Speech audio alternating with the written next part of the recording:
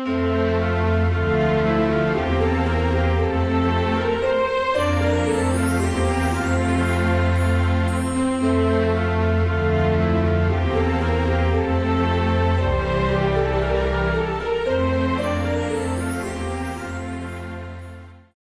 and welcome to day 12, the final day of the 12 days of N-Scale.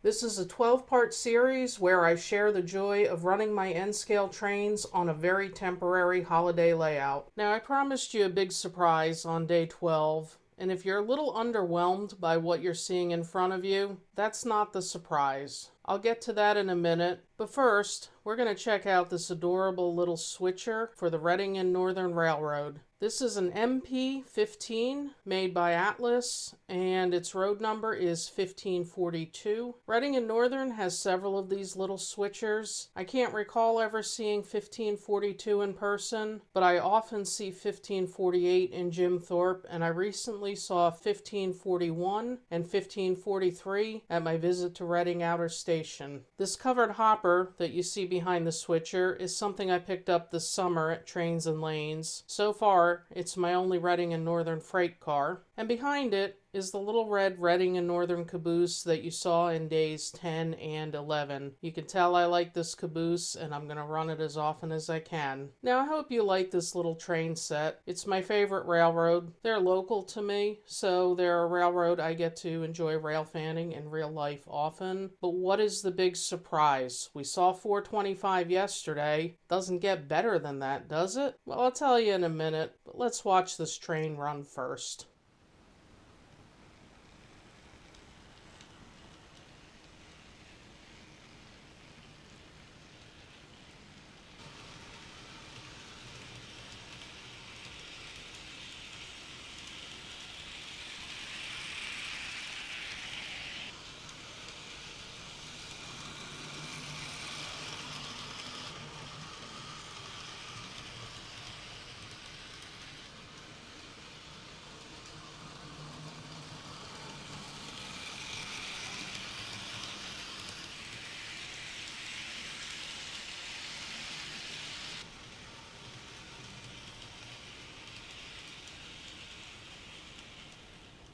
I hope you have enjoyed this little holiday layout. As I mentioned in every video, it's very temporary, and it's a crazy mix of actual Christmas ornaments, 3D printed N-scale buildings, N-scale cars I've had since I was a kid, a metal model of a windmill, and even a rock cut made of coal. But what could possibly be better than that? You may have noticed that in every video I said this was a very temporary holiday layout, and if you've really looked closely, you might have seen the real surprise hiding in plain sight in every video I've made so far. And without further ado,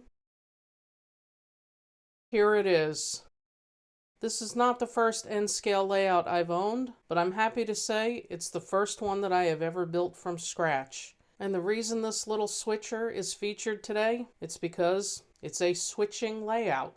So why didn't I film all 12 days on this layout? The simple reason is compact switching layouts like this operate differently. They require smaller locomotives, smaller rolling stock, and most of what I've shown you in prior days is pretty big, particularly my passenger cars and my GG1s. The other advantage of this temporary layout was simply that it was easier to film because the trains can just keep running round and round and round and round while I just move the camera around and around. But I did want to give you a quick tour of this new layout today and to let you know that there will be a full series on building this layout starting after the holiday season. And you can see that it is a work in progress. It's around 2 a.m. on December 23rd as I film this, and it was only a few hours ago that I finished putting all of this track together and testing it out. Now the white styrofoam, wood blocks, and little pieces of track holding everything up, those are just temporary, but the wood frame and the green styrofoam base is permanent. And the next step for me will be to take more of that green styrofoam board and cut the actual elevated sections to the proper sizes. And once that's in place, That will form the foundation for the scenery. Now I'll talk more at length about the track plan and about what I plan to do with the scenery and building structures when I get to the full series. But for now, we're just going to have some fun and run some trains. Now the fun thing about switching layouts is that it actually takes a lot of thinking to operate these. In fact, you might often hear them called switching puzzles. And that's why building this layout appealed to me. You can see that the space that I put this in is very small. The layout itself measures 13 inches deep by 58 inches long, but I feel like I've done the best that I could to fit a lot of track in here. In fact, to get from one corner of the layout to the other requires close to 15 feet of track. Now, I'll keep today's operations simple. For one, I don't have a lot of rolling stock that uses the knuckle couplers that this switching locomotive does. This chassis hopper and this Reading and Northern hopper are a little big, and they're not totally getting along with these small switches. And again, that's something I'll talk about in future videos as I work out some of the bugs in this. But the goal for today is to simply reconfigure this train the same way that you saw it running on the holiday layout. So we'll have the switcher, the Reading and Northern hopper, and the Reading and Northern caboose. So let's get to work.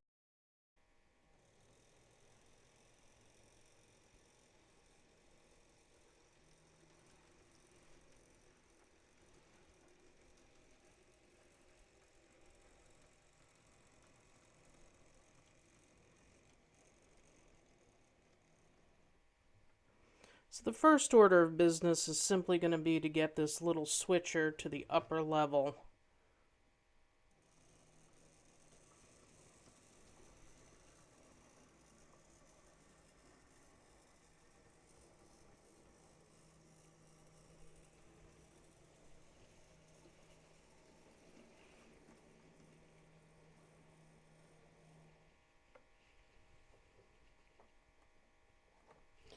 And these switches will eventually be wired, but for now I am just throwing them manually.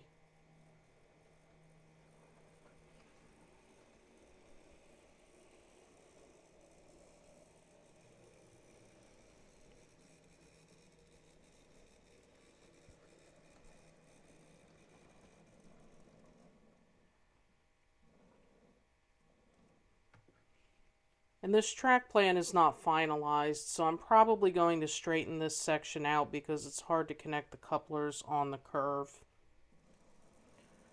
So all I have to do up here is move this Pennsylvania Railroad boxcar to the other siding. Much as I like it, it's not going to be part of the configuration I'm trying to make today.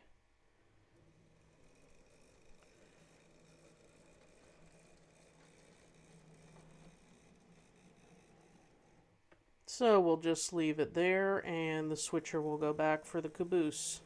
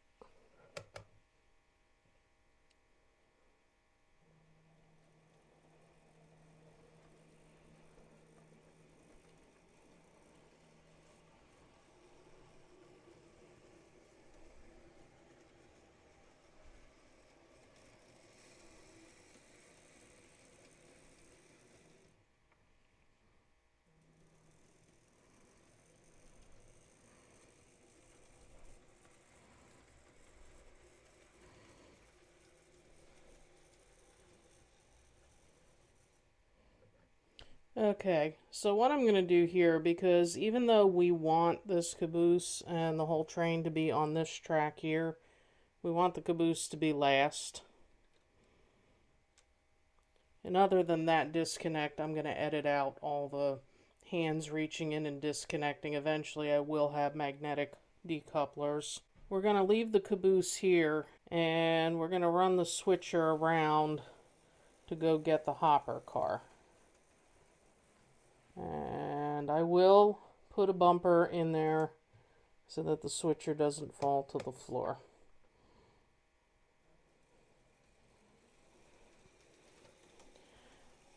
So I'll talk more about this track plan in a later video, but this runaround track was something I added. This is mostly a track plan I found online and liked, but it lacked this runaround track. And if you didn't have it, eventually the locomotive would just get stuck in a siding and not able to switch the cars properly.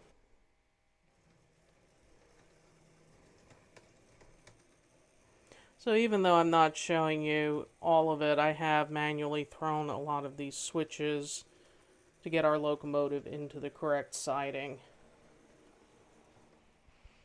Now I love this chassis hopper and this Conrail caboose, but they're not going to be part of our configuration.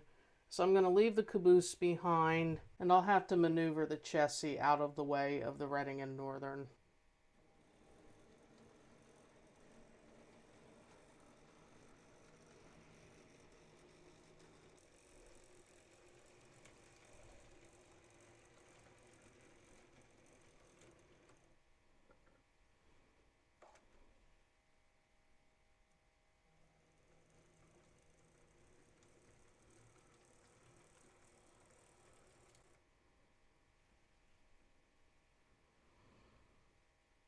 Okay, we now have the Reading and Northern hopper connected to the caboose. So I'll pull this a little bit forward.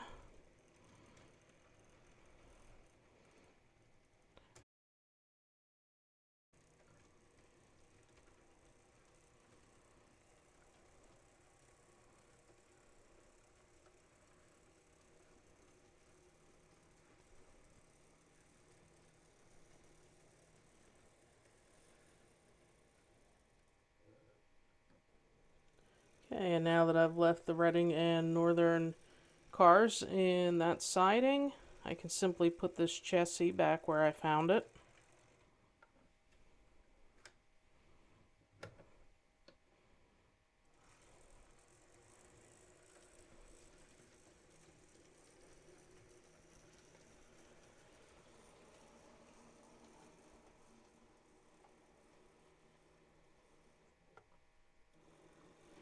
And now we're in the home stretch because we've just got to move this guy to the track with its cars.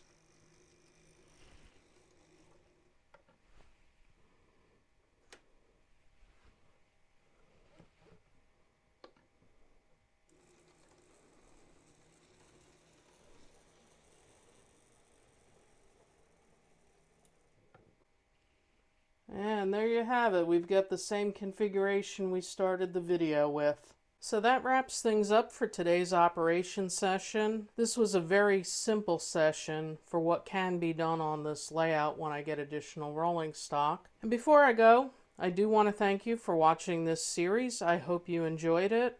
And I hope you'll tune in after the holidays to see not only how I built it to this point, but to also see what comes next in terms of scenery and buildings and wiring and so much more. And most importantly, I want to wish everybody a safe and happy and healthy holiday season. Merry Christmas, Happy New Year, and thanks for watching.